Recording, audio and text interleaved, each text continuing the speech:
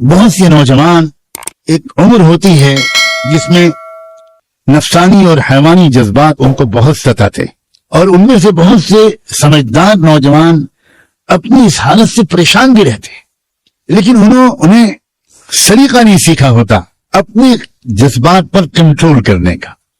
ان میں سے جتنے نوجوانوں کو ذرا فکر مندی نصیب ہو جاتی ہے، وہ تنہائیوں میں اپنی راز کھولتے ہیں اور وہ بتاتے ہیں کہ میں اس بری عادت میں مبتلا ہوں۔ اور بعض بری عادتیں تو وہ ہیں کہ جن کو بتانے کی بھی کوئی ضرورت نہیں ہوتی، ان کی نحوست اور ان کے مضر اثرات انسان کے چہرے پر صاف نظر آتے۔ ابھی چند دنوں پہلے ایک نوجوان میرے پاس آیا اور اس نے آ کر کہا کہ بہت پریشان رہتا ہوں، پڑھائی میں دل نہیں لگتا وغیرہ وغیرہ، جو دماغ بالکل سن ہو گیا ہے، کسی کام کے لائق نہیں رہ گیا ہوں، پتہ نہیں کیا ہوتا جا رہا ہے، مجھے کوئی عمل بتا دیجئے، کوئی دعا کر دیجئے، پانی پہ دم کر کے دے دیجئے۔ اب وہ بیچارہ کھل کے نہیں بتا پا رہا تھا، اور علامتیں بالکل صاف تھیں کہ یہ بیچارہ نوجوان یہ اپنی انرجی کو، اپنی طاقت کو یہ تنہائی میں اپنے ہاتھ سے ضائع کرتا ہے، یہ اس گناہ میں پھنسا ہوا ہے۔ میں نے اس سے کہا بیٹا ایک بات بتاؤ، کیا ماسٹربیشن کی عادت تو نہیں ہے تم کو؟ اپنے ہاتھ سے اپنی جوانی کی قوت کو نکالنا؟ بس ایک دم سے رو پڑا اور کہنے لگا حضرت 10 سال ہو گئے ہیں میں اس بیماری میں مبتلا۔ میں نے بولا بیٹا اپنے اوپر رحم کر، اپنے اوپر رہ، سوچو تمہاری صحت کتنی خراب ہو رہی، یہ تمہاری یادداشت کا کمزور ہو جانا، یہ پڑھائی میں دل نہ لگنا، یہ کنسنٹریشن کا بالکل بار بار بریک ہو جانا، سستی، کاہلی، نوجوانی کی اس عمر میں بدن میں کمزوری، یہ کسی سحر جادو چکر کی وجہ سے نہیں ہے، یہ صرف اس عادت کی وجہ سے۔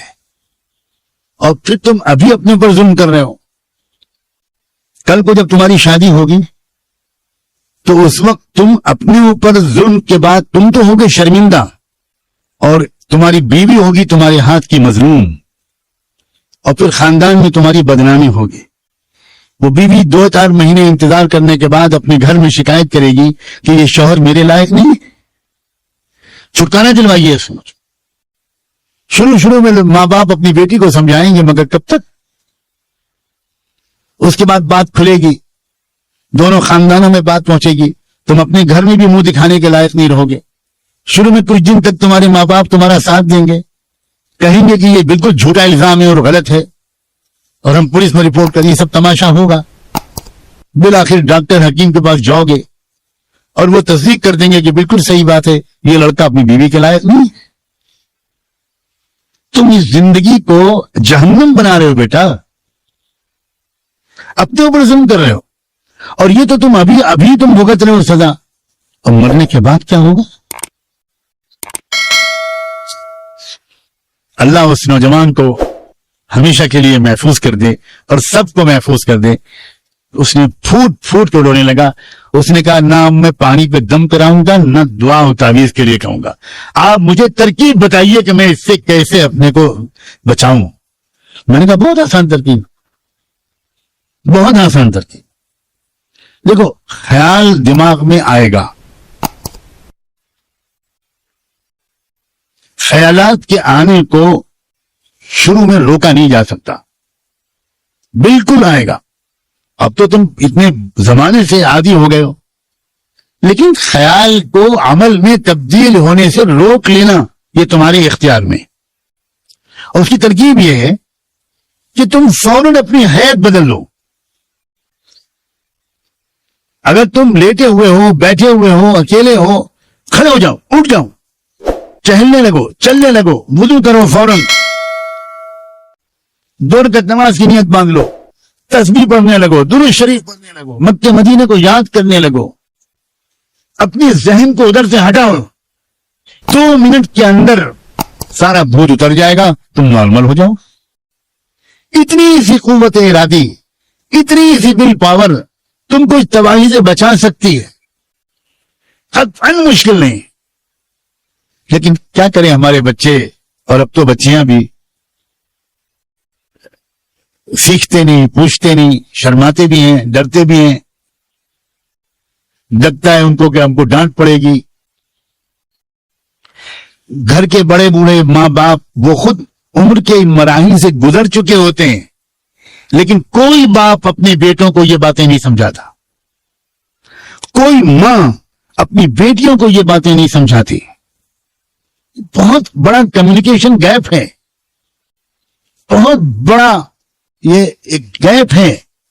इसी वजह से हमारे बच्चे बर्बाद हो रहे हैं। हालांकि जो आज बाप और मां हैं वो भी तो कभी 14-15 साल के थे, वो भी तो कभी 16-17 साल के थे, वो भी तो कभी शादीशुदा जिंदगी से पहले के नौजवान कुंवारे थे। क्यों भूल जाते हैं अपने दिनों को, क्यों भूल जाते हैं अपनी गलतियों को, जज्बात को?